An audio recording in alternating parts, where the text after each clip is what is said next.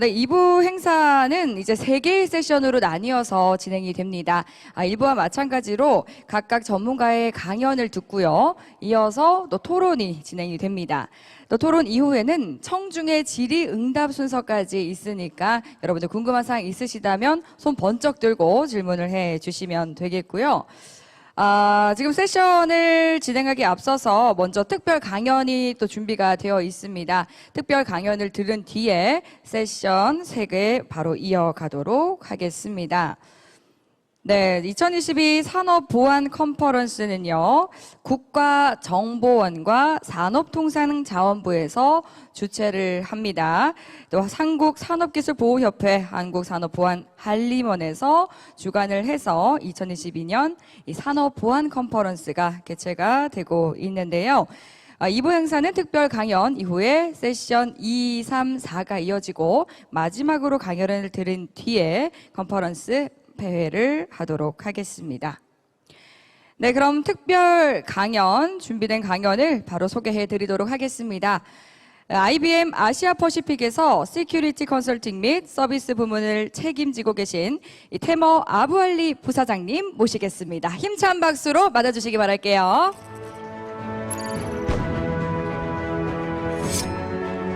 네, 태머 부사장님은 OT와 IIoT, IoT 시큐리티 및 AI 시큐리티 영역에서 전문성을 가지고 계신 분입니다. 네, 순차 통역 지원이 되니까 당황하지 않으셔도 되고요. 네, 바로 만나보겠습니다.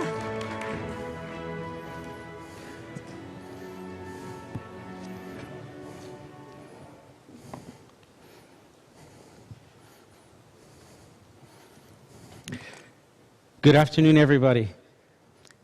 My name is Dr. Tamer Abuali, and today I'll be presenting to you IBM Security's point of view on industrial security. Very quick overview about me. I am the Vice President of Security Services for Asia Pacific. Prior to that, I was the Global Head of Operational Technology and IoT Security globally. And prior to that, I was also in Canada, where I led security services, Middle East and Africa as well too. My specialization is in industrial security and operational technology.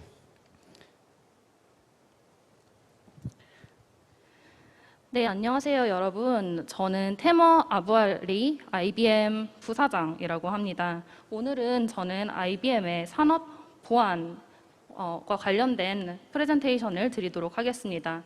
우선 간략하게 제 설명을 먼저 드리겠습니다. 저는 APEC에서 보안 분야를 담당하고 있고요. 부사장을 맡고 있습니다. 이전에는 OT와 IoT 보안 관련된 헤드를 역임하였습니다. 그리고 이전에는 전 IBM 캐나다 중동 보안 CTO를 역임한 바 있습니다. 그리고 제가 전문적으로 다루고 있는 분야는 산업 시큐리티 부분입니다.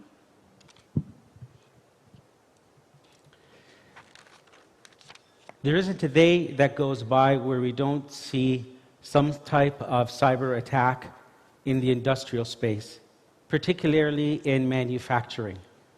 We see it every day, every week, and sometimes we hear about it quite often. And this is not something that will stop. It will only continue. 요즘 뉴스 기사를 보시면 매일매일 산업계에서 사이버 공격이 일어나고 있다라는 소식을 들으실 수가 있는데요. 매일, 매주, 또 공장에서, 또 산업 공간에서 이러한 공격이 일어나고 있습니다. 그리고 앞으로도 이러한 공격은 지속적으로 증가할 것으로 여겨지고 있습니다. IBM is known for theoretical research, as well as we're also known for applied research. We conduct many different types of research reports annually. The one that I will be discussing more in detail today is what you see on the left, the X-Force Threat Intelligence Index 2022 report, where I will talk to you about the various security threats that we see, as well as also the geographies that we see impacted. Additionally, I will talk to you about the IBM IT and OT cyber risk management Industrial Benchmark Report, where we have surveyed over 1,000 cybersecurity executives across 15 industries and over 25 countries. 저희 IBM은 이론 연구뿐만이 아니라 응용 연구 또한 활발하게 진행하고 있습니다. 이로써 다양한 리서치와 보고서를 발표를 하고 있는데요. 왼쪽에 보시면 저희가 발표한 엑스포스 위협 인텔리전스 인덱스 2022 연례 보고서가 나와 있습니다. 이 보고서를 통해서 현재 일어나고 있는 보안 위협들과 어느 곳에서 보안 공격이 많이 일어나고 있는지와 관련된 트렌드를 말씀을 드렸습니다. 또한 IT 및 OT 사이버 리스크 매니지먼트 산업 벤치마크 보고서 2021도 발표를 하였는데요. 이 보고서에서는 전 세계 25개국 15개 산업 분야에 종사하는 1,000명 이상의 사이버 리스크 및 보안 임원분들을 대상으로 설문조사를 실시하였습니다.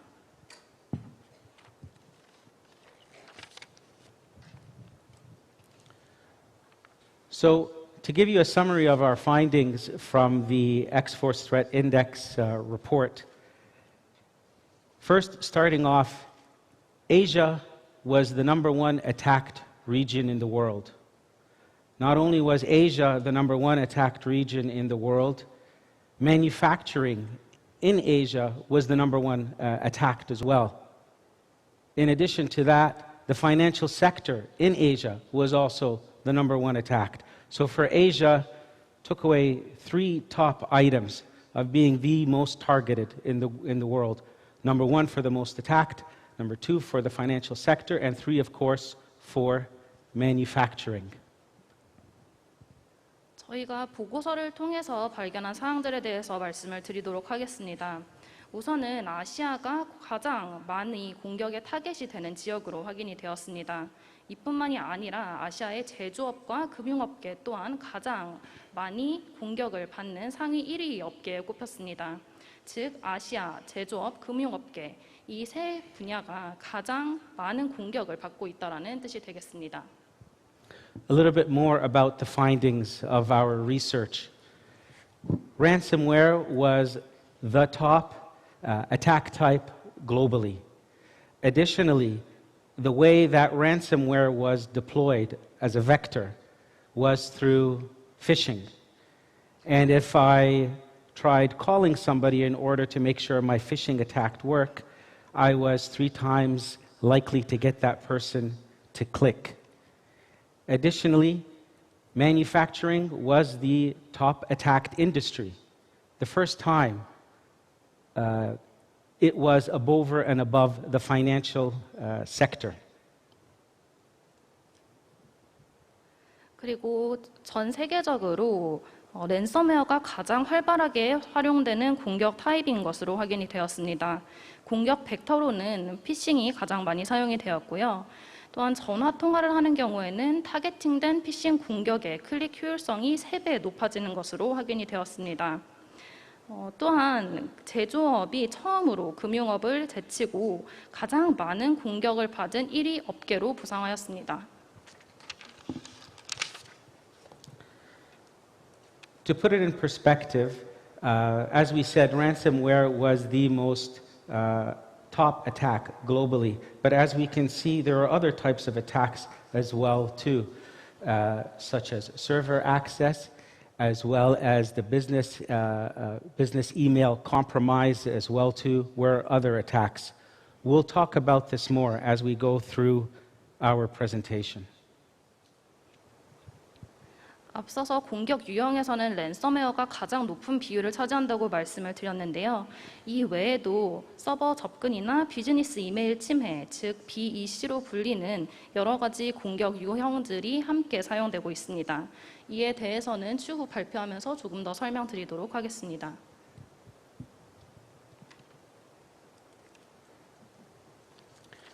Ransomware, insider threats, malware, persistent attacks, they are becoming more and more highly sophisticated. In order to better understand the attacks, it is first important to understand what does the attack kill chain look like. As you can see, An attack can start either being an internal attack or it could be an external attack. The threat can be internal or external. It typically starts off by a phishing attack, or let's say spear phishing, where I specifically target one person or a group where it's targeted. Then if I am able to get that person to click and the malware is downloaded, then I'm able to propagate and position further into the environment. From there, then I'm able to perform what's called reconnaissance, meaning scan for additional targets throughout the environment. And then the next step would be, once I'm able to scan for additional targets, I will try then to escalate my privilege, meaning become an administrator or function as an administrator account. Then the next will be to do what's called lateral movement, which is look for more targets. Just like a virus propagates in the body, I will be like a virus propagating throughout the environment. And then my last step would be activation.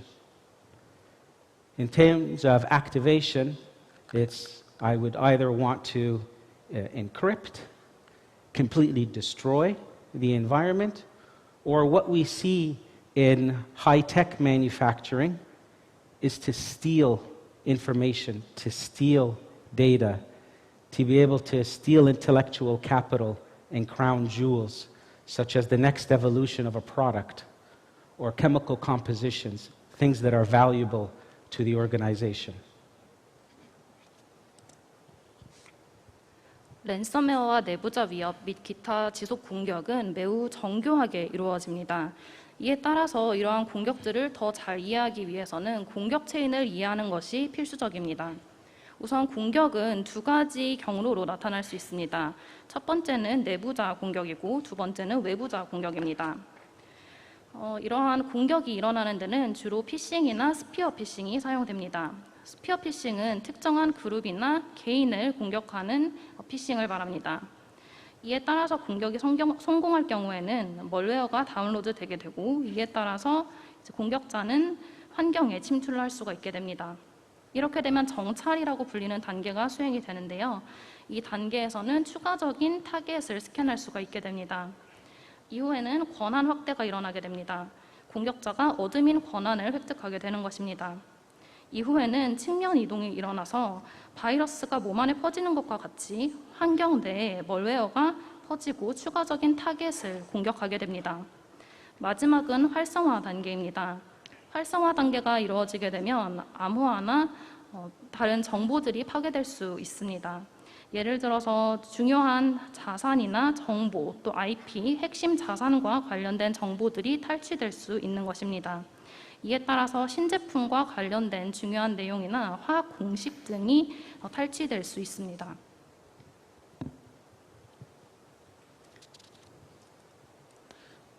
So what do we see as industry trends? First, as I already discussed, manufacturing is the top attacked industry. However, what we can also see is that finance is number 2 in terms of an attacked industry globally. What's interesting to note is that manufacturing, in terms of being number 1 of an attacked industry, is very recent. Last year it wasn't.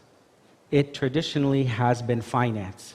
The financial sector has been the sector that has been predominantly attacked.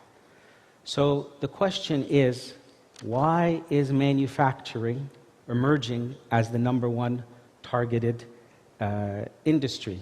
We'll talk more about this, but from a cybersecurity maturity level, the financial sector is at a higher maturity level than the manufacturing sector. 그러면 이제 인더스트리 측면에 대해서 말씀드리도록 하겠습니다. 말씀드렸다시피 전 세계적으로 제조업이 가장 많은 공격을 당하는 업계 1위로 부상을 하였습니다. 그리고 2위는 금융 및 보험 업계가 꼽혔고요.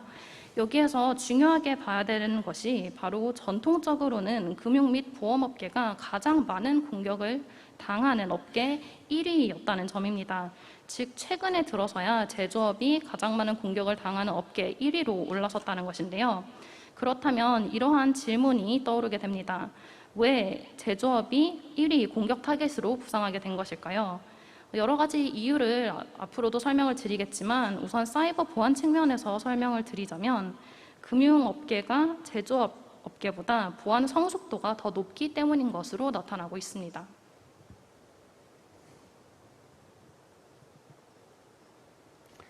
So, threats to supply chain, manufacturing, OT, and IT. When we take a look at manufacturing as part of an overall OT-connected industry, as you can see, 61 of the attacks that we have seen has been specifically in the OT-connected manufacturing environment. From the other OT-connected environments, there's oil and gas, transportation, utilities, mining, heavy and civil engineering. However, as you can see, within the operational technology, industrial control system, connected manufacturing environment, it is the number one that receives the most amount of attacks.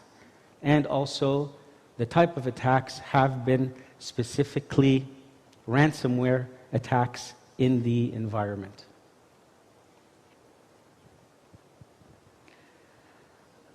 그리고 이와 관련해서 한 가지 더 말씀드리고 싶은데요. OT 연결 조직에서 제조업 관련 분야가 공격받은 경우가 61%에 달했습니다.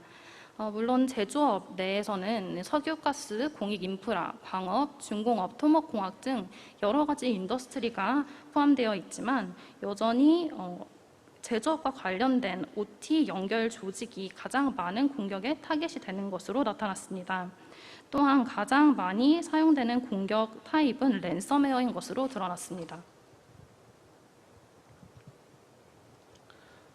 So why is the manufacturing environment with an OT environment attacked number one globally? It is because the manufacturing environment of today does not resemble anything of the manufacturing environment even 10 years ago. The manufacturing environment today is characterized by being Industry X or sometimes Industry 4, depending on what the next number will be, a connected enterprise. It is one that is completely driven by automation, statistics, ensuring and understanding every single data point in order to drive efficiency throughout the manufacturing process.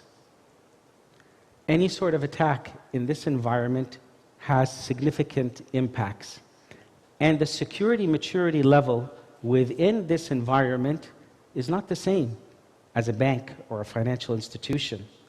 So this is why attackers see this environment as a very lucrative attack. 현재 제조업 관련 환경을 보면 10년 전의 제조 환경과는 완전히 달라졌습니다. 예를 들어서 인더스트리 X나 인더스트리 4.0과 같은 것들이 부상을 하고 있고요. 자동화나 스태티스틱스 또 데이터를 사용해서 효율성을 극대화하는 방향으로 변해가고 있습니다. 이에 따라서 이러한 제조업계가 공격을 받을 경우에는 그 피해가 굉장히 크게 나타납니다. 또한 금융업계나 보험업계와는 다르게 여전히 보안 관련된 성숙도 레벨이 조금 떨어지는 단계에 와 있습니다. 그렇기 때문에 공격자들은 이러한 제조업 분야를 가장 큰 공격의 대상으로 삼고 있는 것입니다. So what are the best practices? What can we do in order to improve cybersecurity?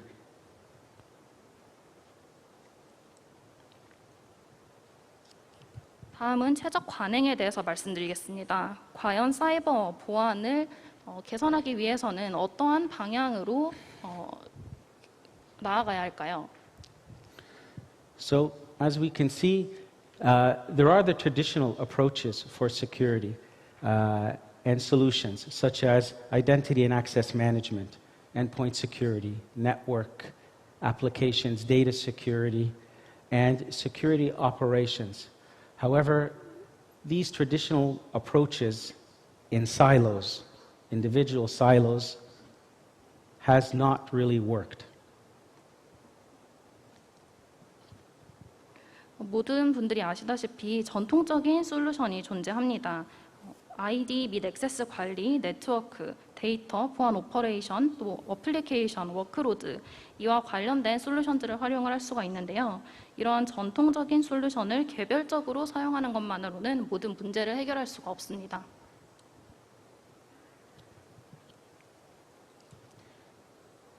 There is no single or holistic solution that can overall solve the challenge. The approach really requires an integrated approach across multiple domains, all working as one. 하나의 도구만으로 문제를 모두 해결할 수는 없습니다. 다양한 도메인을 통합한 통합적인 해결 방식이 필요한 것입니다.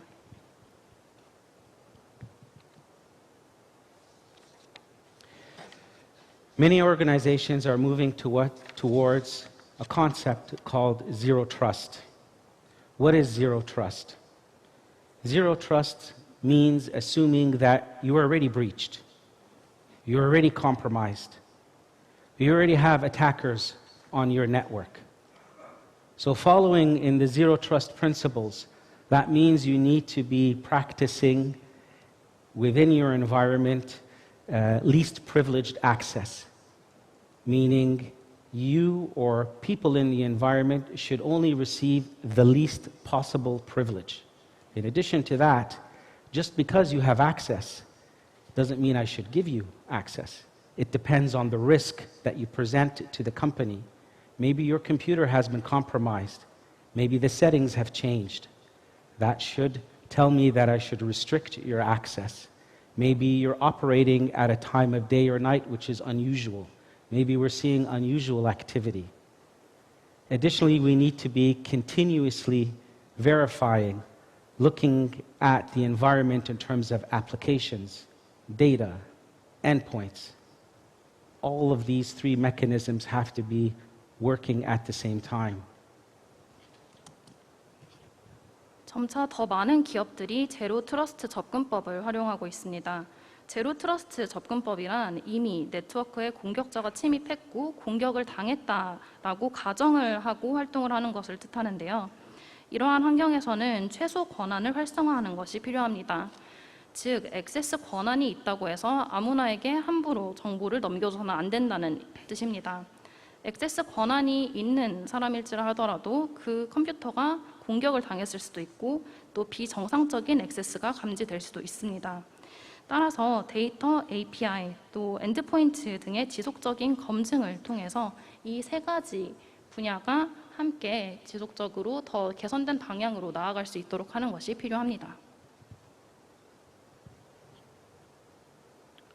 To make the zero trust concept real and work, what we do is we map this out according to outcomes. What are we looking for in terms of an outcome? What are the actual goals? And then we map this out according to specific use cases.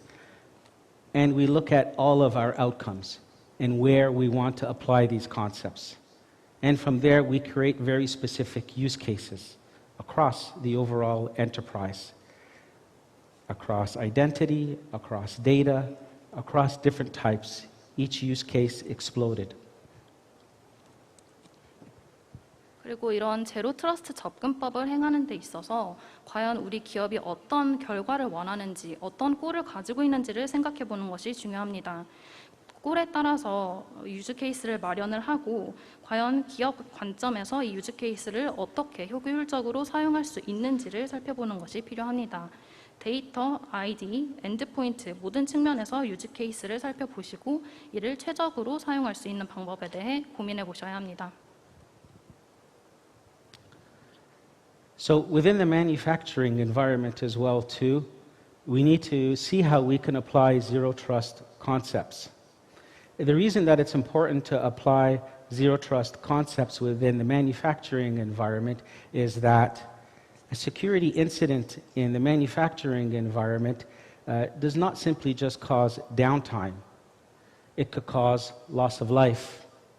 It could cause safety, injury, impact to the overall economy and an individual.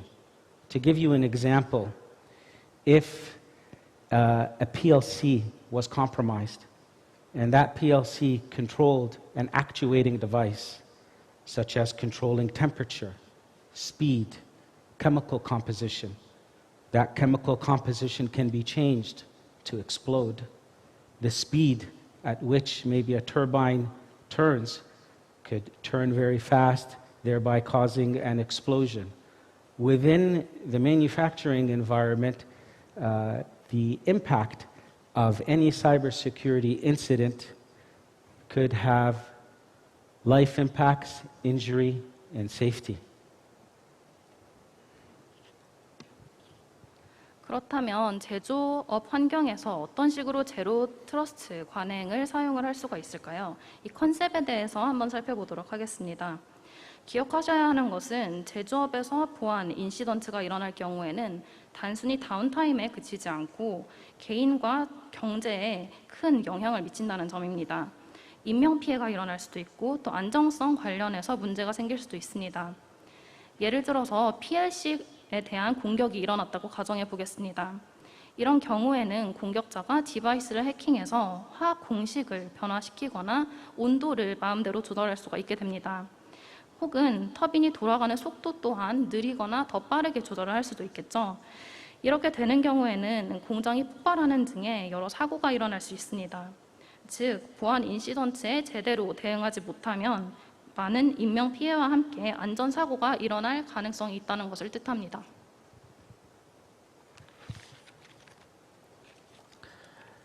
So, if you would like to understand more about what your peers are doing in terms of zero trust within the manufacturing environment, I would invite you to take a look at our IBM Institute of Business Value and the Oxford Economic Survey, where we surveyed over 1,000 security executives across 15 domains and in 25 countries.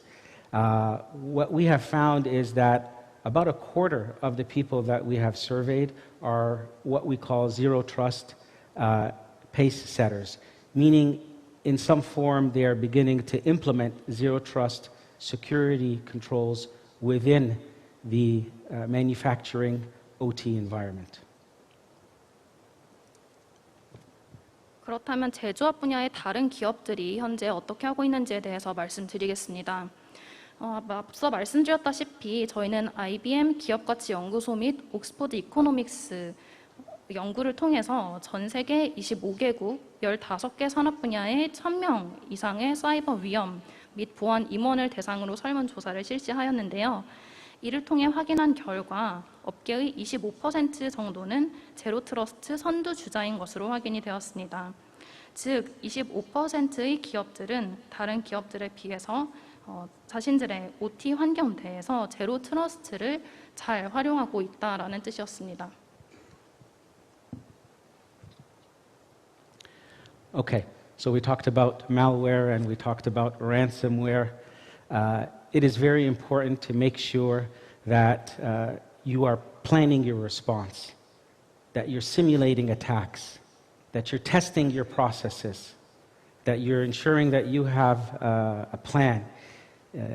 Security incidents will happen, so make sure that you are practicing and that you are testing and that you are ready. 앞서서 멀웨어와 랜섬웨어에 대해서 말씀을 드렸는데요. 이러한 모든 타입의 공격에 대응을 할 수 있는 역량을 갖추는 것이 중요합니다. 공격을 시뮬레이션을 하고 프로세스를 테스팅해보고 또 팀의 플랜을 테스팅함으로써 대응을 개선해 나가는 것입니다. Many CEOs ask me, is my environment safe? Is it safe from a cyber attack? And I'm sure they may ask you the same sort of question. The way of understanding this is seeing where you are within the CMMI model. Are you manual and reactive at a level 1? Or are you at managed, where you have the security controls, where you're practicing, where you are able to respond? Or are you at the top, where you're continuously monitoring, where you're using AI, where instead of being hunted, you are doing the threat hunting in the environment, constantly looking for the threats within the environment.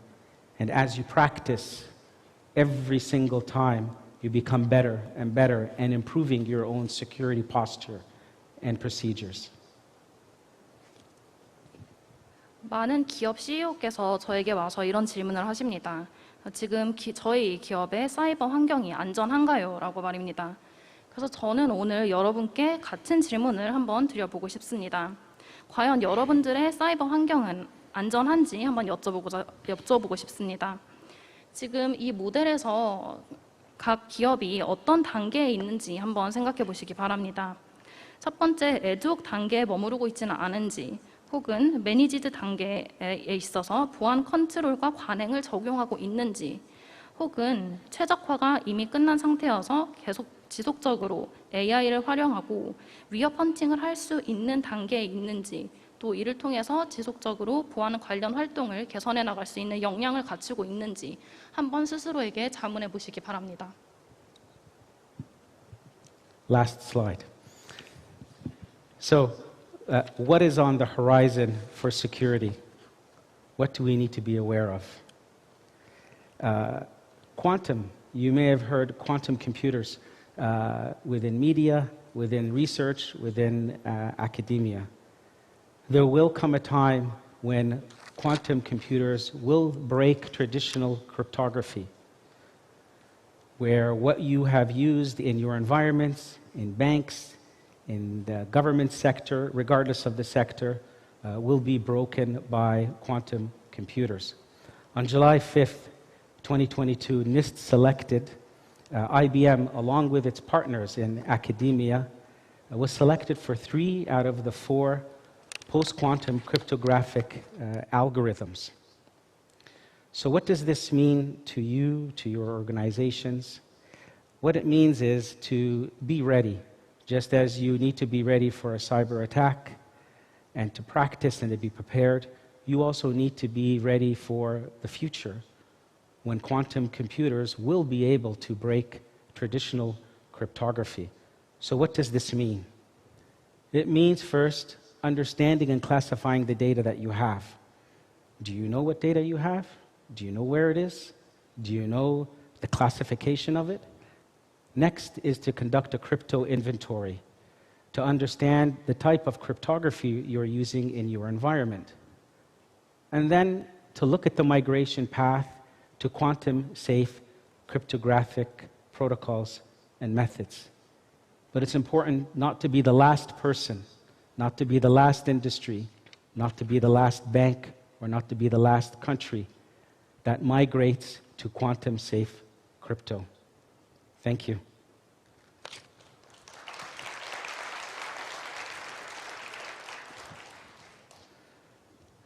네, 그렇다면 보안의 미래는 어떻게 될까요? 보안의 미래에 준비가 되신 상태인가요?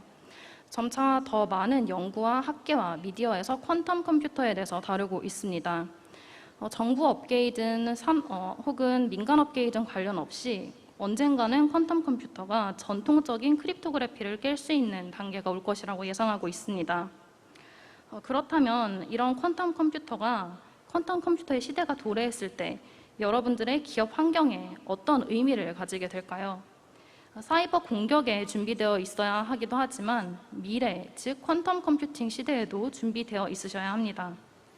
우선은 가지고 있는 데이터가 어디에 있는지, 어떤 식으로 분류가 되고 있는지를 이해하셔야 합니다.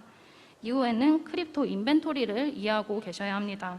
어떠한 크립토그래피가 기업 내에서 활용되고 있는지 생각을 해보시고 또 퀀텀 세이프한 프로토콜을 만드시기 바랍니다. 퀀텀 세이프한 프로토콜을 적용하고 도입하는 데 있어서 가장 마지막에 도입하는 업계나 개인이나 회사가 되지는 않으시길 바라겠습니다. Thank you. 감사합니다.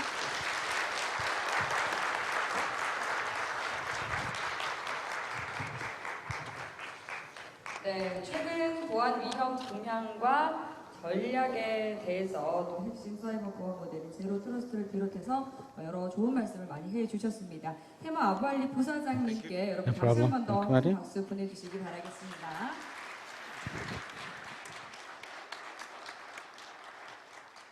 네. 그리고 지금 앞좌석, 이 로열석인 앞좌석이 좀 몇몇 빈 곳이 있습니다. 관리번 회원분들을 비롯해서 또 뒤쪽에 계신 분들께서는 부담 갖지 마시고요. 편하게 앞자리를 채워주시면 감사하겠습니다. 네, 그럼 다음 두 번째 세션 이어가 보도록 하겠습니다. 두 번째 세션은 국내 기업의 해외 진출 시 보안 노하우를 주제로 진행이 되는데요. 기술 선도형 국가로 자리매김한 우리 기업들에 있어 매우 중요한 이슈가 될 것 같습니다. 두 번째 세션은 LG화학의 안진우 책임님을 모시고 이야기 들어보도록 하겠습니다. 힘찬 박수로 맞아주시기 바랍니다.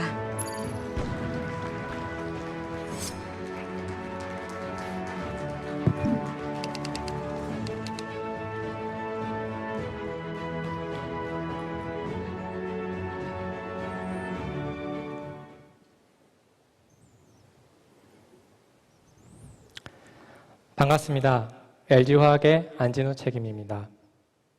이번 세션에서는 국내 기업이 해외 진출 시 보안 노하우에 대해서 알아보도록 하겠습니다. 중요 기술이 해외로 유출되는 사례가 지속 발생하고 있습니다. 2017년부터 2022년까지 유출된 기술을 경제적 가치로 환산하면 약 22조 원에 달한다고 합니다. 관련 기사를 먼저 보시겠습니다. 대통령실 소속 국가지식재산위원회가 2017년부터 2022년 2월까지 발생한 우리 기업 기술의 해외 유출을 경제적 가치로 환산한 결과 약 22조 원인 것으로 추산됐습니다. 또 유출자는 71%가 내부자였고 외부자도 대부분 퇴직자나 협력업체 직원 등 관계자인 것으로 나타났습니다.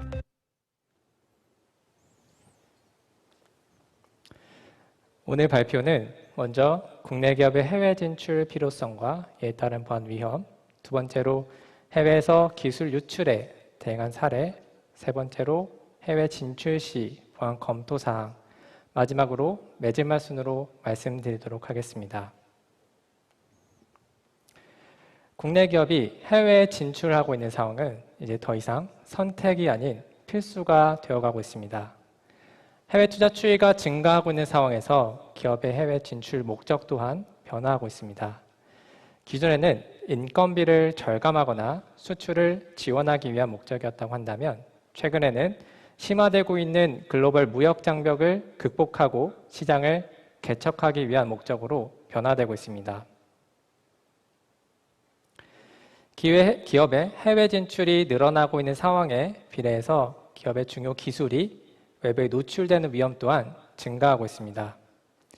이는 기존과는 다르게 기업의 중요 기술이 기업 내부나 대한민국 안에서 잘 보호되는 것이 아니고 기업 외부나 해외에 노출되는 위험이 그만큼 증가하고 있다는 것을 의미합니다. 또한 중요한 제조 공정이나 기술들이 해외에 진출할 수밖에 없으며 국내외 기업 간의 협력이 증가되고 있는 대내외적인 환경 변화와도 관련이 있습니다.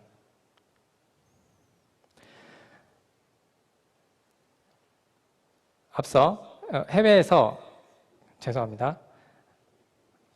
국내 기업이 해외 진출함에 따라서 중요 기술이 해외에 노출되는 위험에 직면하고 있는 상황에서 기업의 기술보호 체계를 잘 구축하여 운영한 기업의 사례를 말씀드리고자 합니다.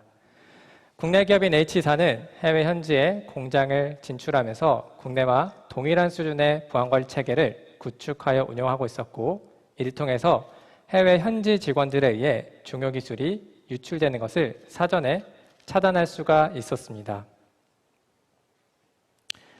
앞서 보안관리 체계를 잘 구축 및 운영하여 정보 유출을 사전에 차단한 기업의 사례를 말씀드렸습니다.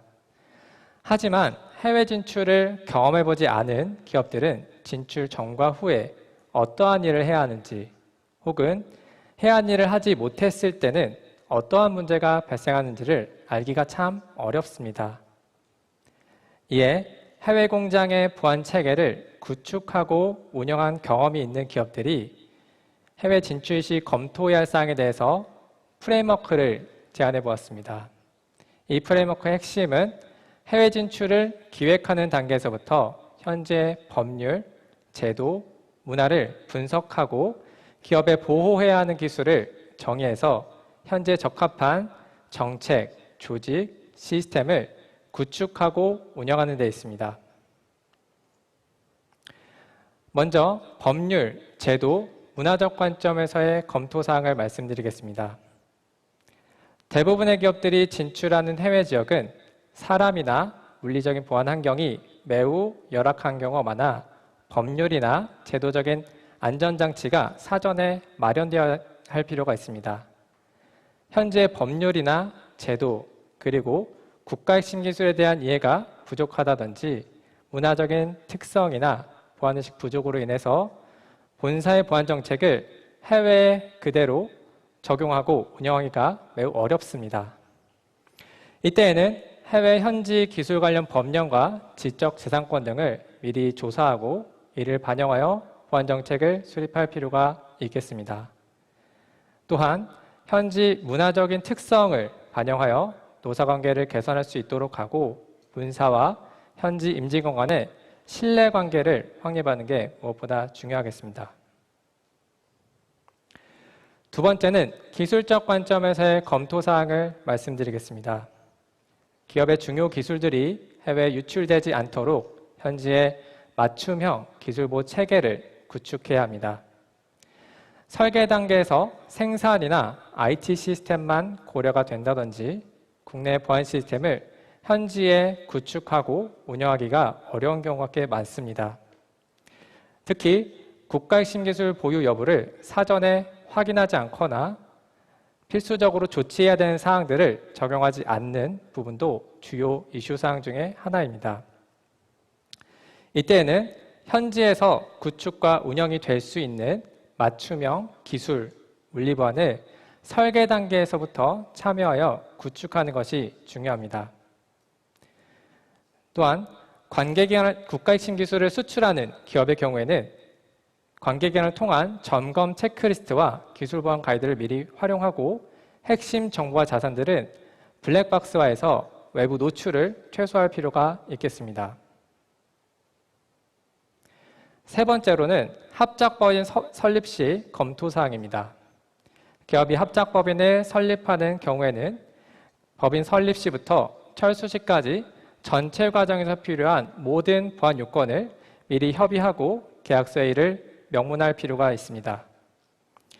또한 계약과 관련된 기업뿐만 아니라 업무 담당자 개인에게도 비밀 유지 서약을 체결해서 기업이 이미 보유했거나 합작법인에서 생성된 기술들에 대해서 기술 소유권 분쟁이나 기술 정보 유출을 사전에 대응할 필요가 있습니다. 네 번째로는 정책과 조직 관점에서의 검토 사항을 말씀드리겠습니다. 기업이 해외에 진출할 때에는 현지 국가별 상황과 환경을 고려하여 보안 정책을 수립해야 합니다. 아시아의 경우에는 체면을 강조하는 문화로 인해서 공개적인 보안 징계가 어려울 수 있고 또한 퇴직이 잦거나 휴가 후에 복귀하지 않는 인원들이 많아서 퇴직자 정보 유출에 대한 대책 마련이 필요합니다. 한편 미주 지역의 경우에는 총기 소지가 가능한 지역에 있어 입문 시에도 보안 검색이 필요할 수 있습니다. 다음으로는 보안 조직을 구성하고 운영하는 측면에서의 검토 사항을 말씀드리겠습니다. 정책 수립부터 조직 구성, 인력을 운영하는 부분에 있어서 거버넌스를 확립하고 현지화 전략을 추진해야 합니다. 본사의 보안 정책을 준용하되 현지의 법률과 문화를 최대한 반영하고 본사와 해외법인 보안부서 간에 아레나를 정립할 필요가 있습니다. 특히 본사와 해외법인의 보안 담당자 간에 상시 소통할 수 있는 체계를 마련하는 게 정말 중요합니다. 보안 조직을 구성 시에는 해외법인의 상황을 고려하는 방향으로 진행되어야 합니다. 해외에 단독으로 진출하는 기업의 경우에는 보안 전담 조직을 구성하는 게 적합하지만 보안 전담 조직을 구성하기 어려운 중소규모의 기업의 경우에는 최소한 보안 담당자는 채용해야 합니다. 이때 국가 핵심 기술을 수출하는 기업의 경우에는 보안 주재원을 채용해야 될 필요가 있다고 생각합니다. 한편 여러 법인이 해외 여러 개의 법인을 운영하는 기업의 경우에는 해외 거점별로 보안 조직을 구성해서 여러 법인을 통합적으로 운영하는 것도 효과적인 방법 중 하나입니다.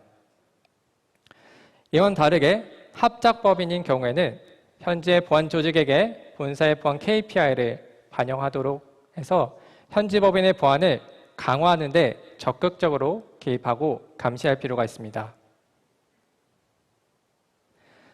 다섯 번째로 보안 운영 관점에서의 검토 사항을 말씀드리겠습니다.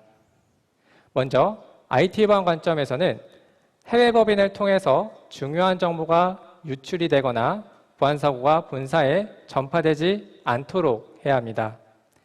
이를 위해서는 중요 정보에 대한 접근 권한을 최소화하고 해외 법인에 정기적으로 보안 감사를 진행해서 보안 침해 위험을 사전에 예방해야 될 필요가 있습니다. 한편 물리 보안의 경우에는 구역별로 맞춤형 통제 정책을 적용해야 합니다. 공용, 일반 구역의 경우에는 범죄 예방 관점에서 최소한의 보안 통제 정책만 적용하도록 하고 제한, 통제 구역의 경우에는 일반 구역보다는 강화된 통제 정책을 적용해서 중요 기술과 제조 공정들을 보호해야 합니다. 앞서 말씀드린 사항들을 모두 반영하여 보안 체계를 수립하고 운영하더라도 기업의 보안 사고를 100% 예방할 수는 없습니다. 만약 해외 법인에서 보안 사고가 발생하게 된다면 본사에도 큰 피해가 수반될 수가 있기 때문에 미리 대응 프로세스를 수립하고 정기적으로 대응 훈련을 진행해서 실제로 보안 사고가 발생했을 때 발빠르게 대응할 필요가 있습니다. 먼저 보안 사고가 발생하게 되면 본사와 그 피해 내용에 대해서 바로 공유될 수 있도록 하고 사고를 조치하는 과정에서는 본사와 해외 법인이 협업하는 게 정말 중요합니다.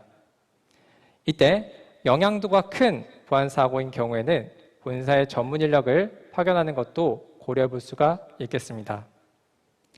사고 조치를 완료한 후에는 사고 이력을 관리함과 동시에 유사한 사고가 본사뿐만 아니라 다른 해외 법인에서도 재발되지 않도록 대책을 수립하고 사고 사례를 공유해야 됩니다.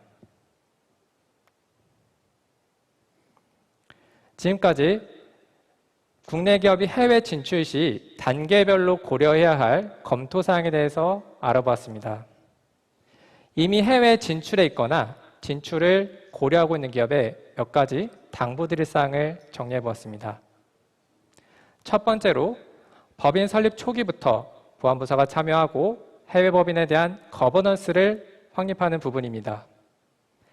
이미 진출한 후에 뒤늦게 적용하려고 하면 더 큰 비용이나 노력이 필요할 수가 있습니다. 두 번째로 현지 특성과 사업 전략에 맞는 보호대책 수립이 필요합니다. 기업이 어떤 기술을 보유하고 있는지, 진출하는 현지 국가의 특성과 기업의 사업 전략은 무엇인지를 고려하여 보호대책을 수립해야 됩니다.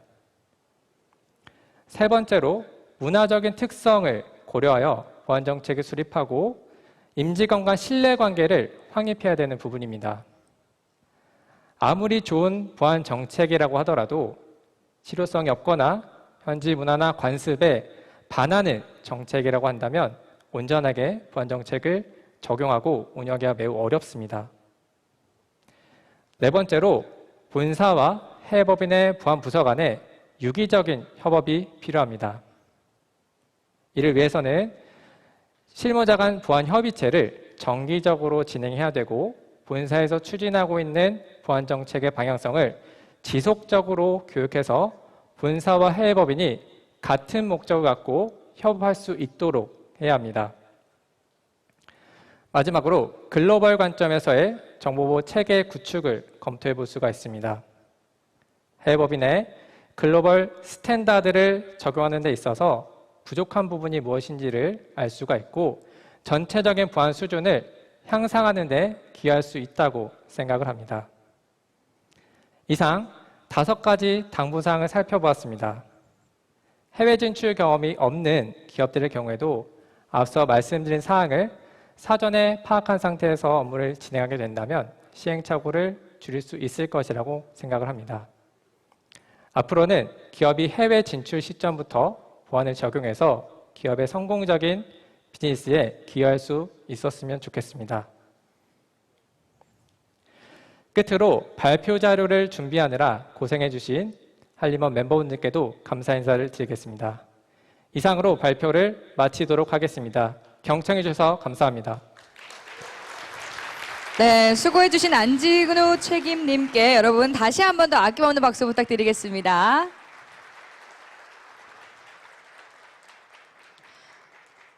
네, 기업 경쟁력 확보를 위해서 이 해외 진출은 필수적인 경영 전략이다 말씀을 해주셨고요. 또 해외 진출 시에 기획 단계부터 현지의 법률과 제도, 또 문화 분석을 통해서 다양한 관점에서 보안관리 체계를 구축해야 한다라고 또 제언을 해주셨습니다.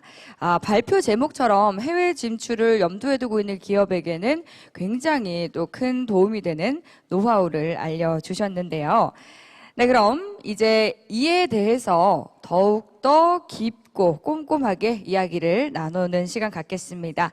세션 2 토론 이어가 볼까 하는데요. 그럼 세션 2의 토론자분들께서는 무대 위로 올라와 주시기 바라겠습니다.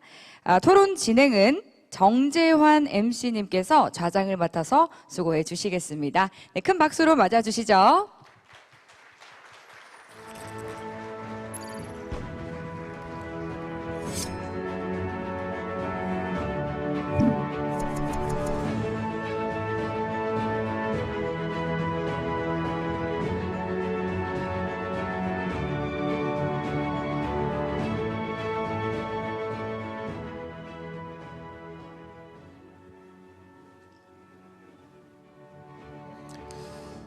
네, 두 번째 주제는 국내 기업의 해외 진출 시 보안 노하우였습니다. 여기에 대해서 이제 또 전문가들하고 얘기를 좀 나눠보겠습니다. 앞에 자리가 조금 비었죠? 예, 그 뒤에 좀 안 보이신다 싶은 분들 계시면은 앞쪽으로 살짝 이동을 하셔도 괜찮습니다. 예, 예. 테이블은 뭐 그대로 놔두시고요. 예, 몸만 오시면 됩니다. 예. 네. 앞에 좀, 편하게. 네. 자, 오늘, 얘기 나누실 분들 소개해 드리겠습니다. 먼저, 삼성 SDI 김태일 상무님 나오셨습니다. 큰 박수로 환영해 주십시오. 현대모비스 신재춘 실장님 나오셨습니다. 네, 고맙습니다. 효성 첨단 소재 노윤재 팀장님 나오셨습니다. 네, 고맙습니다. 법무법인 태평양 이재엽 변호사님 자리 함께 해주셨습니다. 고맙습니다. 자, 뭐 앞서 이제 발표 들으신 대로 국내 기업의 이제 해외 진출은 더 늘어날 테고요. 그러면 이제 이 기술 유출의 어떤 그 위험이랄까, 뭐 이런 것도 이제 증가할 가능성이 있습니다. 자, 이 해외 진출 시 기업의 기술 유출 위험 어떤 게 있을지 구체적으로 조금씩 한번 얘기를 나눠보겠습니다. 김태희 상무님, 먼저 좀 얘기를 해주시죠. 먼저 저희 기술 유출에 대한 가장 큰 위협이 될 수 있는 부분은 먼저 뭐니 해도 인력을 통한 기술 유출이라고 볼 수 있습니다. 인력을 통해서 기술이 유출되는 경우가 제일 많이 발생을 하고 있고, 특히 국내와 다르게 이 해외에서는 이직이 좀 자유로운 경우가 많거든요. 그러면 그러다 보면 이직이 되면서 저희 경쟁사로 오히려 인력과 함께 저희 기술까지 같이 유출되는 경우가 발생을 하고요. 다음으로는 협력업체를 통한 기술 유출도 위험도 있을 수 있습니다. 저희가 아무리 대기업이라고 하더라도 모든 걸 저희 혼자 할 수 있는 건 아니기 때문에 네. 협력업체와 통해서 제조 기술이나 노하우 등이 같이 유출되는 경우가 발생할 수 있고요. 그리고 또 이 협력업체가 또 저희의 경쟁사하고 또 거래를 할 수도 있기 때문에 이런 네. 부분들도 잘 살펴봐야 될 것 같습니다. 네. 그리고 마지막으로는 사이버 보안 부분으로 볼 수 있는데 네. 왜냐하면 해외 법인 같은 경우에는 아무래도 인력이나 보안 인프라 수준이 국내하고는 좀 다르기 때문에 사이버 이런 취약점을 통해서 기술이 유출이 되면 단순하게 해외 법인뿐만 아니라 그 네트워크에 연결되어 있는 본사나 아니면 네. 다른 해외 법인까지 피해를 볼 수 있기 때문에 그런 부분까지 유의해야 될 것으로 보입니다. 네. 지금 이제 김태일 상무님께서 세 가지를 말씀을 해주셨는데 일단 인력을 통해서 기술이 유출될 수 있고 또 협력 업체를 통해서도 또 그런 문제가 발생할 수 있고 예. 원래 일은 서로 믿고 해야 되는데 예, 이런 상황이 되면 참 불안하네요. 예, 걱정스럽고 예.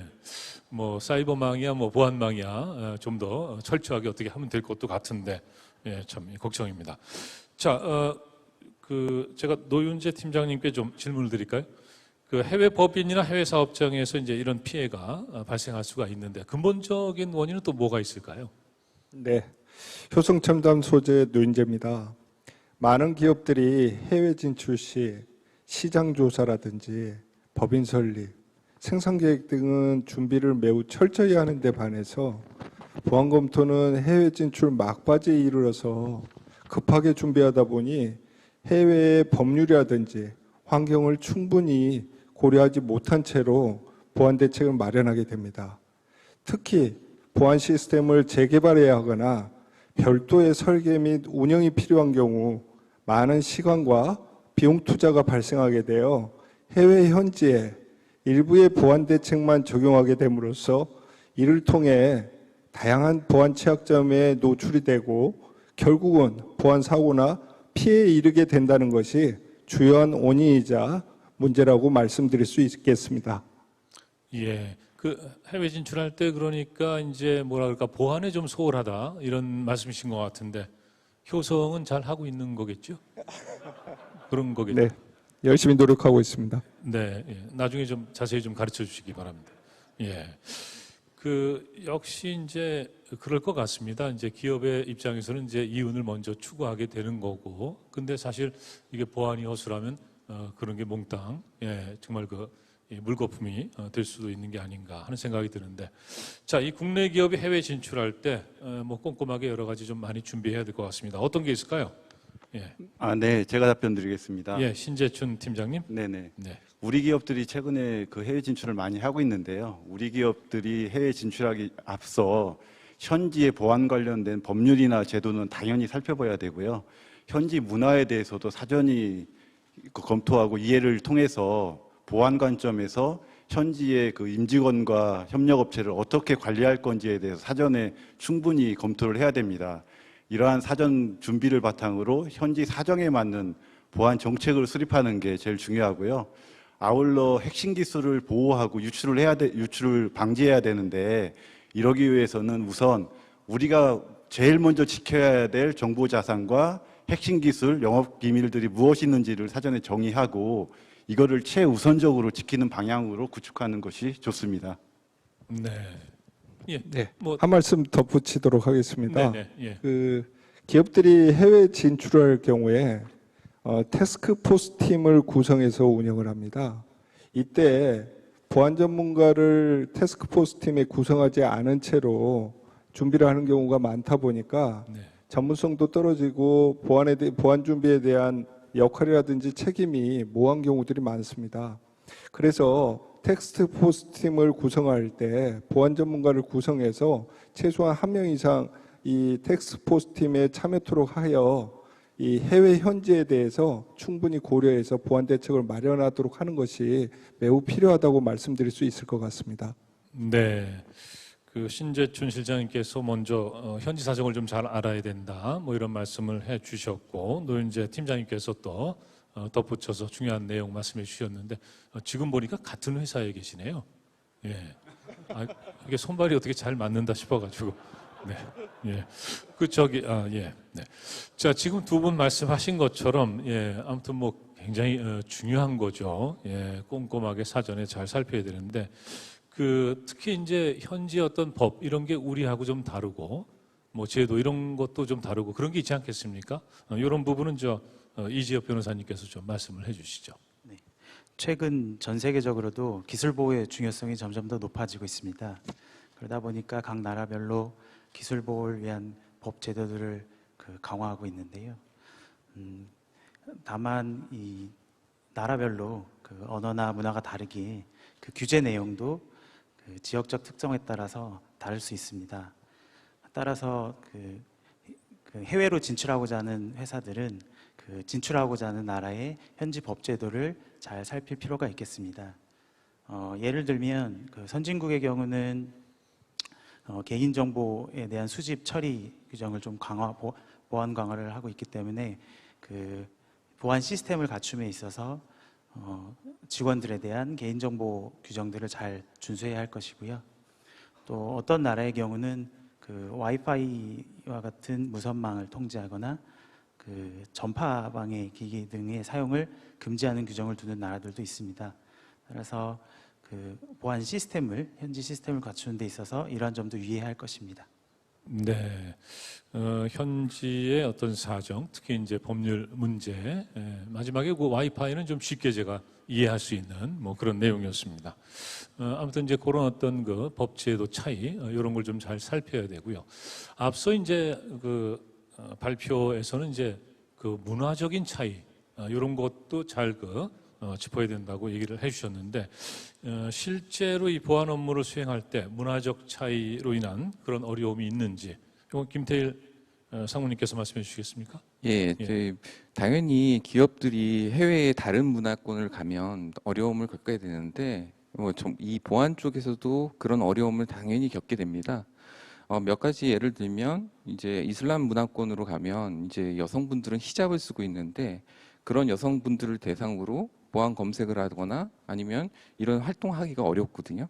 그리고 두 번째로는 저희는 이제 내부에 있는 정보 자산이나 이런 것들이 외부로 유출될까 우려돼서 출문 검사를 이제 철저히 하는데 반해 이제 총기 문화권, 총기가 이게 자유롭게 허용되는 나라에서는 거꾸로 들어올 때 입문할 때 검색을 철저히 해야 됩니다. 안전이나 이런 것 때문에. 직원들이 그럼 무기를 갖고 들어올 수가 있다는 말씀이시죠? 그렇죠. 예.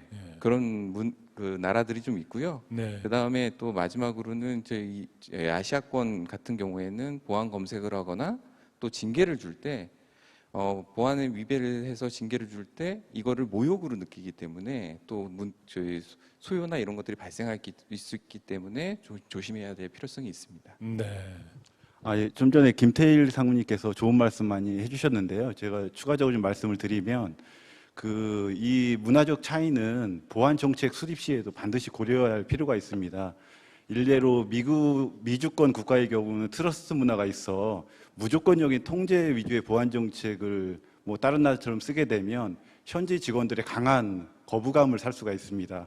이 경우에는 통제보다는 우리가 모니터링을 철저히 하는 게 더 효과적일 수가 있겠고요. 그래서 이러한 문화적 차이를 존중을 하고 획일적인 보안 정책을 수행하지 말고 현지 보안 환경에 맞는 보안 정책을 수립하는 것이 효과적일 수가 있다고 봅니다. 네, 지금 이제 두 분께서 말씀을 해주셨는데 사실 이제 문화적 차이를 좀 알아야 된다. 그리고 이제 그런 거에 대한 이해가 필요한 건데 말은 뭐 그렇게 어렵지 않거든요. 근데 이제 실제 그런 것을 이제 경험을 하게 되면 왜 저럴까 싶은 생각이 들고 또 이해를 못하는 그런 측면이 있지 않나 하는 생각이 듭니다.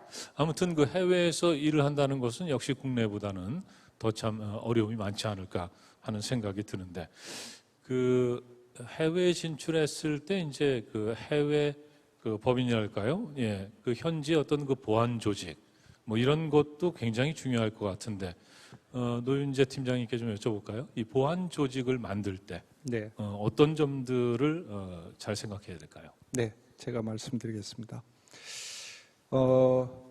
저희가 아무리 보안 정책을 잘 만들고 대단한 보안 시스템을 보유하고 있다고 하더라도 해외 법인에서 운영을 제대로 못하면 무용지물이 되게 됩니다.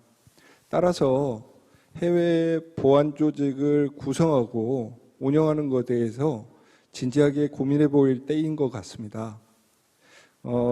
일반적으로 해외 법인에서는 다른 업무를 같이 하면서 보안 업무를 수행하는 경우가 많은데, 특히 요즘 그 해외 법인의 기술 유출 시도가 점점 고도화되고 있고 해외 사업장에 대한 사이버 공격도 날로 심화되고 있어서 해외 현지에서 보안 전문 인력을 채용하고 이를 통해서 본사의 보안 조직과 유기적으로 협력하고 또한 보안 전문성을 적극적으로 함양하면서 자체적으로 보안을 운영할 수 있도록 만드는 것이 필요하겠고, 아울러 이 해외 법인들의 규모라든지 중요도에 따라서 거점별로 보안 조직을 구성하고 이를 통해 해외 주재원이나 파견을 통해서 운영하도록 하는 것도 매우 중요하다고 말씀드릴 수 있겠습니다. 예, 말씀 잘 들었습니다. 예, 이 참 보안 조직을 만든다는 거 참 중요한데, 근데 역시 이제 말씀 듣다 보니까 인사가 만사다 이런 얘기도 있습니다만, 보안 조직을 글쎄요 움직이게 하는 것도 결국은 사람 아니겠습니까? 예, 그래서 참 보안 인력, 이 사람의 중요성 이런 것을 이제 새삼 느끼게 되는데, 근데 해외는 국내에도 사실은 보안 인력이 좀 넉넉하지 않다 이런 얘기 많이 하는데, 해외는 더 좀 어려움이 있을 것 같습니다. 예, 그 해외 보안 조직 어떻게 운영을 해야 될까요? 예, 저희 아까 노 팀장님 말씀처럼 모든 해외 법인의 보안 전문가를 파견하고 그다음 보안 전담 조직을 만들어서 보안을 철저히 한다고 하면 너무나 좋은 일이지만, 사실 국내에서도 이제 보안 전문가가 그렇게 많지는 않은 상황이거든요. 그래서 모든 법인에 그렇게 보안 전문가를 파견하기보다는 법인의 그 특성에 따라서 크게 보면 법인은 생산 법인이 있고 판매, 그다음에 연구 법인이 있을 수 있거든요. 이 법인의 중요도나 또는 거기서 다루는 기술의 중요도, 그다음에 기술 유출의 위험성들을 고려해서 아까 말씀하신 것처럼 거점별, 권역별로 또 운영할 수도 있고요. 그러나 국가 핵심 기술을 취급하는 법인의 같은 경우에는 반드시 보안 전문가를 파견하고 보안 전담 조직을 만드는 것이 중요할 거라고 생각합니다. 네, 지금 이제 김태일 상무님께서는 삼성 SDI에 계시는 거죠? 예, 우리 효성 얘기도 좀 들어볼까요? 어떻습니까? 예, 어느 분께서? 예. 효성 첨단 소재의 노인재입니다. 맞습니다. 해외 거점별로 이 보안 조직을 운영해야 되고, 또 중요 핵심 기술에 대해서는 보안 인력을 채용해서 하는 것도 적극적으로 검토해야 되는데, 아직 저희 그룹에서는 그런 보안 전문 인력을 해외까지는 파견할 수 없어서 지금은 현재는 겸임을 하고 있는 상태입니다. 그래서 앞으로 아까 우리 김태일 상무님도 말씀하셨다시피 거점이라든지 중요도라든지 핵심 기술을 보유하고 있는 생산법인이라든지 이런 데는 보안 인력을 육성해서 해외 현지에서 이 현지화가 될 수 있도록 그렇게 해나가려고 준비 중에 있습니다. 네, 제가 방금 전에 이제 효성 쪽 얘기 좀 들어볼까요 했는데 효성 첨단 소재라고 이렇게 말씀을 하셨습니다. 예, 그러니까 이제 제가 그냥 효성하면 정확치 않은 거죠. 그래서 아마 효성 첨단 소재입니다 이렇게 말씀을 하신 것 같은데, 예, 그렇죠, 그런 점이 있을 거라고 생각합니다. 네, 예. 자, 아무튼 이게 보안 문제, 이게 이제 쉽게 얘기하면 이제 문단속을 잘해야 된다, 이렇게도 표현을 할 수 있을 것 같습니다. 근데 이제 우리 집 문단속은 잘했는데 옆집 울타리가 허술해서 또 이게 문제가 발생할 수도 있고요. 아무튼 이제 보안을 강화해야 된다. 이것은 이제 국내나 해외 동시에 잘 이루어져야 될 것 같은데, 노윤재 팀장님께 좀 말씀 좀 듣겠습니다. 이게 이 해외하고 국내가 이게 유기적으로 잘 이렇게 협업이 되려면 어떤 점을 좀 중요하게 생각해야 될까요? 예, 갑자기 또 양보를. 그 부분은 우리 신재춘 실장님이 네네. 저보다 전문 분야에서 말씀드릴 네네. 수 있을 것 같습니다. 그런가요? 예, 그 대본이 잘못됐군요. 그러네. 아무튼 편한 대로 말씀해 주세요. 제가 말씀드리겠습니다. 중요한 건 얘기니까. 예. 예, 해외 법인은 보안 사고의 본사보다 상당히 취약합니다. 네. 그래서 만약에 본사의 기술적 지원이 부족하게 되면 해외 법인에서 보안 사고가 발생을 하게 되면 그 피해는 우리가 생각한 것 이상으로 상당히 커질 수가 있기 때문에 대비를 잘해야 되는데요. 왜냐하면 요즘에 대부분의 기업은 본사와 해외가 동일한 시스템을 사용하고 있고 하나의 네트워크로 연결이 되어 있습니다. 그래서 예를 들어서 해외에서 악성 코드로 인해서 임직원의 개인정보라든가 중요한 정보가 유출이 된다고 하면 그로 인한 피해는 바로 우리 본사나 다른 법인에 미칠 수가 있습니다. 따라서 본사의 경우에는 실시간으로 해외를 지원하고 점검할 수 있는 체계를 갖춰야 되고요. 해외 법인 같은 경우에는 현지 보안 환경에 맞는 보안 시스템을 나름대로 철저하게 운영하는 게 중요하다고 볼 수 있습니다. 네. 혹시 뭐 덧붙이실 말씀은 없으시고요? 네, 없으신 것 같습니다. 네. 예, 아무튼 지금 이제 이렇게 말씀 들어보면 그 효성 첨단 소재도 그렇고 삼성 SDI도 그렇고 뭐 여러 가지로 아무튼 꼼꼼하게 점검하고 대비를 하고 계신 것 같습니다. 이렇게 이제 기업에서 많은 노력을 하고 있는데 이지엽 변호사님, 그래도 덜어 이렇게 좀 사고가 나는 경우가 있겠죠? 그런 사례가 있으면 좀 말씀을 해주시겠습니까? 기술 유출 사례 부분은 제가 말씀드리도록 네네. 하겠습니다. 예. 과거에 이제 해외 법인이 그 본사와 동일한 수준으로 그 보안 조치를 취하기는 어려웠기 때문에요. 그 이러한 그 보안의 허술함을 노려서 기술 유출을 시도했던 사례들이 있었습니다. 그 국내 반도체 회사 중에 한 곳이 이제 해외에 생산 법인을 설립 운영하고 있었습니다. 근데 이 법인의 그 보안 시스템이 좀 허술하다 보니까 일부 직원들이 그 내부 시스템에 접속을 해가지고 그 중요 기술 자료들을 열람하였고 이 자료들을 휴대폰으로 촬영을 하였습니다. 그리고 이 직원들은 순차적으로 퇴직한 다음에 경쟁사로 이직을 하였고 경쟁사는 당연히 이 직원들이 유출시킨 그 자료들을 도용해가지고 경쟁 제품을 제조 판매한 사례가 있었습니다. 이 회사는 그 나중에 이제 이 사실을 알고 필요한 조치를 취하긴 했는데요. 이 유출 행위를 통해서 유출된 그 기술의 가치를 보면 수백억 원이 넘었다고 합니다. 예. 네, 지금 말씀해주신 사례는 그 직원들이 아주 그 의도적으로 고의로 그렇게 네. 이제 기술을 훔친 거네요. 해외 법인의 보안이 좀 허술하다 보니까 네네. 아마 그쪽에서 그 자료를 열람해가지고 네네. 유출시킨 것으로 보입니다. 예, 그렇군요. 혹시나 이제 또 이 계약이나 법률적인 어떤 준비 소홀 때문에 생긴 뭐 그런 사고도 있을까요? 네, 계약이나 법률적인 부분의 소홀로 인해서 발생한 기술 유출 사례도 있습니다. 현지 법인, 그러니까 해외 법인이 현지 협력업체와 그 제품 제조 위탁 계약을 맺고 그 제품을 공급받고 있었는데요. 그 계약서에 그 자료의 회수 계약 종료 시에 자료 회수 폐기 방법과 비밀 유지 의무 기간의 존속 기간에 대해서 규정을 제대로 주지 않았습니다. 그러다 보니까 이 현지 업체가 계약 종료된 후에 이를 악용하여 가지고 역시 그 모방품을 제조 판매한 사례가 있었습니다. 이건 그 해외 법인이 아무리 자체적인 보안 시스템을 잘 갖춘다 하더라도 계약 관계에서 기술 보호 조치를 제대로 취하지 않는다면 기술이 유출될 수 있다는 점을 볼 수 있는 사례입니다. 네. 사실 이게 계약 관계라는 게 저도 이제 뭐 그런 걸 조금 경험을 했습니다. 근데 무슨 출판 계약 하나 하는데도 뭐 이 계약서가 뭐 한 15페이지 이렇게 넘어가기도 하고 뭐 이런 경우도 있고 하는데 뭐 그런 거 하나하나 정말 꼼꼼하게 잘 점검을 해야 되지 않나 하는 생각이 듭니다. 자, 어쨌든 이 기술 유출 사고 이것은 이제 사고가 발생하기 전에 예방하는 게 가장 중요하지 않나 하는 생각이 드는데 김태희 상무님, 그 어떻게 하면 이거 예방할 수 있을까요? 예방 방법은 이제 기본적인 기본에 충실하는 게 가장 좋을 것 같은데요.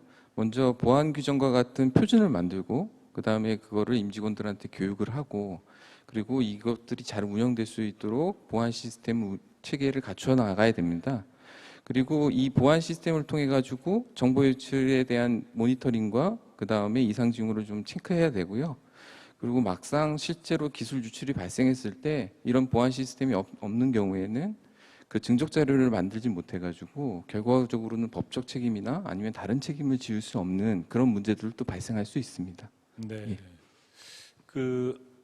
요번에는 좀 다른 질문을 드리겠습니다. 신재춘 실장님께 좀 드릴게요. 네네. 이렇게 이제 철저하게 아무튼 대비를 하고 뭐 점검을 하고 그래도 사고라는 게 발생할 가능성이 있지 않습니까? 네. 사고가 났을 때 그때 이제 기업이 어떻게 해야 될까요? 예, 저희가 철저히 준비하고 나서도 안타깝게도 보안 사고가 발생이 되게 되면 우선 제일 중요한 거는 본사와 해외 법인 간의 공동 대응 체계를 갖추는 게 제일 중요합니다. 우선 해외 법인은 보안 사고가 발생이 되면 본사에 바로 연락을 하고 보고를 해야 됩니다. 그리고 나서 해외 법인에서는 이 보안 사고의 원인 파악이 중요하기 때문에 발생 현장과 데이터를 즉시 보존해야 됩니다. 그런데 우리가 놓치는 실수 중에 하나가 보안 사고가 발생이 되면 빠른 복구를 하기 위해서 해당 자료나 PC를 포맷하는 경우가 있는데요. 이렇게 되면 보안 사고 원인을 어렵게 할 수가 있습니다. 이 점은 좀 주의를 좀 하셔야 되고요. 그 다음에 본사는 기술적 지원에 상당히 집중을 해야 되고, 특히 사고 영향도가 높은 위험한 보안 사고가 발생이 됐다고 하면 본사의 전문가를 빨리 해외 법인에 신속하게 파견하여 지원하는 것이 효과적일 수가 있습니다. 네. 네, 하지만 한 가지 더 말씀드릴 게, 보안 사고 발생했을 때는 초기 대응을 신속하게 해서 골든 타임을 놓치지 말아야 합니다. 이를 위해서는 보안 체계에 대해서, 이 보안 사고 대응 체계에 대해서 상세하게 준비를 한 다음에 정기적으로 모의 훈련을 하는 게 굉장히 중요합니다. 이 체계화된 절차와 훈련만이 만일에 보안 사고가 발생했을 때 피해를 최소화시킬 수 있다고 강조드릴 수 있을 것 같습니다. 네. 앞서 이제 PC를 포맷을 하면 안 된다 이런 말씀을 해주셨는데, 네네. 근데 그 복구를 안 하면 또 일을 못하는 이런 상황은 없을까요? 그래서 뭐 좀 이렇게 당황해서 서둘러서 하는 경우도 있을 것 같은데. 네, 이 보안 사고는 아까 말씀드린 원인 파악이 중요하기 때문에 그 네네. PC는 그대로 유지를 시켜놓고요. 네네. 다른 PC를 사용해서 업무를 대체해서 사용하는 방법이 있을 수가 있습니다. 다른 PC가 있군요. 네네네. 네. 네. 그거까지는 제가 생각 못했는데, 그렇군요. 예, 알겠습니다. 네. 자, 이게 이제 해외에서 뭔가 이제 이런 어떤 그 기술 유출 사고 이런 게 발생했을 때 이제 그 법정으로 가는 경우도 있지 않습니까? 예, 그랬을 때 이제 앞서 이제 뭐 두 분 말씀하시면서 증거 같은 거 이런 걸 보존해야 된다, 뭐 이런 말씀도 나왔는데, 그 법정에서 어떻게 뭐 잘 싸우기 위해서 좀 유리한 위치를 찾으기 위해서 뭐 어떻게 해야 될지 좀 이지엽 변호사님께서 말씀을 좀 해주시죠. 해외 법인에서 기술 유출 사고가 발생한 경우 현지에서 법적 조치를 취하고자 한다면 현지 법령이 적용될 가능성이 높습니다. 앞서 말씀드렸듯이 그 나라마다 법 제도가 다르기 때문에 그 소송 제도나 절차에 대해서도 다를 가능성이 높습니다. 그러면 따라서 기술 유출 사고가 발생 시 현지 법령에 근거해서 어떤 경우에 민형사상 조치를 취할 수 있고, 어떤 경우에 영업비밀 침해 주장을 할 수 있으며, 어떤 경우에 침해금지 청구 등을 할 수 있는지에 대해서 충분히 사전 검토를 해놓지 않는다면 신속한 법적 대응이 어려울 수도 있겠습니다. 네. 아무튼 해외이기 때문에 명백히 저쪽에 이제 무슨 문제가 있고 그럼에도 좀 이렇게 싸우기가 불리한 이런 측면들이 있을 것 같습니다. 그렇기 때문에 좀 더 이게 법률적인 문제 이런 것들도 잘 확인을 해야 되겠네요. 자, 네 분 이제 전문가들과 말씀을 좀 나눠봤는데 청중분들 궁금증도 좀 풀어드려야 될 것 같습니다. 손자희 아나운서, 질문 좀 받아주시겠습니까? 예. 질문을 받아보도록 하겠습니다. 혹시 이야기 들으시면서 궁금한 사항 있으셨으면 손 번쩍 들고 질문해 주시면 되겠습니다. 네, 33번 테이블에 손을 들고 계신 것 같은데요. 네, 마이크 전달하겠습니다. 네. 네. 자기소개해 주시고 바로 이어서 네. 질문 부탁드릴게요. 네, LG 에너지 솔루션의 정세범 책임입니다. 패널 토의에서 본사와 법인 간의 협업을 중요시하셨고, 특히 본사의 지원을 강조하셨는데요. 근데 실제로 운영을 하다 보면 법인의 보안 체계와 시스템 셋업이 쉽지 않고 그리고 시차 문제 등으로 인해서 환경적 요인으로 여러 가지 원활한 운영 지원이 어려운 상황입니다. 이러한 상황에서 좀 더 원활하게 운영과 지원이 가능할 방안을 좀 더 듣고 싶습니다. 네, 그럼 이 질문은 효성 첨단 소재 노윤재 팀장님께 대답 들어보도록 하겠습니다. 부탁드릴게요.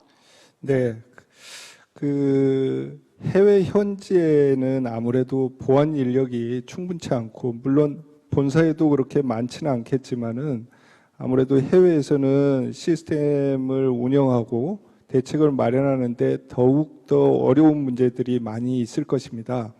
그런데 우리가 이제 두 가지 관점에서 이 구분을 해서 이제 생각을 해보면 국내에서 운영 중인 보안 대책이나 시스템을 해외 현지에서 그대로 이제 운영하는 경우가 있을 테고, 이 두 번째로는 이 국내와 다르게 별도로 대책을 마련하고 운영해야 되는 경우가 있을 것입니다. 첫째, 보안 시스템이나 대책들이 국내와 비슷한 경우, 유사한 경우에는 국내 본사에서 이 매뉴얼이나 가이드를 마련하고 보안 교육 등을 정기적으로 수행해서 자체적으로 현지에서 운영할 수 있도록 해나가야 하겠고, 이제 특히 어려운 게 국내와 해외가 별도의 시스템을 운영하는 경우, 이런 때는 이제 특히 어려운 경우가 될 것입니다. 그때에는 아무래도 이제 국내 본사에서 이 보안성 검토와 같은 체크리스트를 만들어서 해외에 배포를 하고, 해외에서는 그 체크리스트를 기반으로 해서 사전 점검을 수행하고, 그 사전 점검된 내용을 국내 본사에서 기술성 검토를 통해서 가이드를 제공해 준다든지 하는 게 필요할 것입니다. 하지만 무엇보다도 국내의 이 본사에 있는 보안 조직에서 모든 시스템이나 운영을 지원할 수 있는 게 아니기 때문에 해외 현지에 있는 협력업체나 글로벌 벤더사의 이 지원을 받는 체계 활용도 필요할 것으로 보여집니다. 네, 어떻게 대답이 되셨을지 모르겠습니다. 감사합니다. 네, 머리 위로 또 큰 동그라미 그려주셨네요. 네, 그럼 이어서 다음 질문 받아보도록 하겠습니다. 또 질문 있으시면 손 번쩍 들어주세요. 네, 48번 테이블인 것 같습니다. 네, 마이크 남겨주시고요. 본인 소개와 함께 질문 부탁드립니다. 네, 안녕하세요. 기아 정보보호센터 이장훈이라고 합니다. 최근에 기업체에서 보안 주재원을 운영을 하고 있거나 혹은 이제 운영할 계획을 하고 있고요. 이에 따라서 보안 담당자들이 보안 주재원에 대한 관심도가 고조되고 있습니다. 제가 드릴 질문은 매우 본질적인 질문인데요. 보안 주재원을 나가게 되면 뭘 준비해야 될지에 대한 답변을 좀 해주시면 감사하겠습니다. 네, 이 질문은 삼성 SDI 상무님께 대답 들어보도록 하겠습니다. 예, 저는 사실은 보안 주재원을 나가본 적이 없어서 이 답변이 적절한지는 잘 모르겠는데 그래도 저한테 지정을 해주셨기 때문에 답변을 드리면, 일단 보안 주재원은 당연히 보안 전문가, 보안 업무에 대한 전문가여야죠. 그리고 또 당연히 그 나라에 가야 되기 때문에 커뮤니케이션 능력을 갖춰야 되고요. 그리고 마지막으로는 좀 다른 업무에 대해서도 포괄적으로 좀 생각할 수 있는 그런 여유로움, 그 다음에 다양성이 좀 필요합니다. 그리고 마지막으로는 좀 운도 있어야 됩니다. 네. 이상입니다. 네, 이 경험은 없으시지만 또 경력이 묻어나는 또 현명한 답변을 해주셨습니다. 네, 그럼 이어서도 마지막 질문 받아보도록 할게요. 마지막 질문 있으신 분 계실까요? 네, 32번 테이블 손 번쩍 들어주셨는데요. 네, 안녕하십니까. 전 SK온 서동욱 PL입니다. 네, 패널 토론 중에 현지 협력업체가 모방품을 제조, 판매하는 사례에 대해서 말씀을 해주셨는데요. 저희 국내 기업이 해외 진출한 이후에 현지의 협력업체들과 그 협업을 해야 될 경우가 많습니다. 이런 경우에 법적으로 특별히 고려를 해야 될 사항이라던가 아니면 각별히 유의해야 될 사항이 있다면 어떤 것들이 있을지 좀 여쭤보고 싶습니다. 네, 이제 법적인 질문이다 보니까 이재엽 변호사님께 여쭤봐야 될 것 같습니다. 네, 이 부분은 제가 말씀드리도록 하겠습니다. 예. 그 해외 법인이 이제 해외에 진출해 가지고 현지 업체와 그 거래를 하게 되면 이 과정에서 기술 자료가 제공될 수 있기 때문에 기술 유출의 위험성은 항상 염두에 두어야 합니다. 바람직하게는 중요 기술 자료는 제공되지 않도록 하는 것이 좋을 것 같고요. 불가피하게 제공되어야 한다면 그 기술 자료의 사용 목적과 범위 그리고 비밀 유지 의무에 관한 사항들은 엄격히 정해야 할 것입니다. 그 한 가지 덧붙여드리면 그 만약에 그 해외 법인이 현지에서 제공될 기술 정보가 국가 핵심 기술에 해당한다고 한다면 지금 국내 산업기술보호법상 그 절차에 따를 때는 산업통상자원부의 수출 승인이나 신고 절차를 또 갖춰야 됩니다. 따라서 그 현지에서 제공되는 기술이 국가 핵심 기술일 때는 이 절차도 유의해야 할 것입니다. 예, 감사합니다. 네, 그럼 질문은 여기까지 받도록 하겠습니다.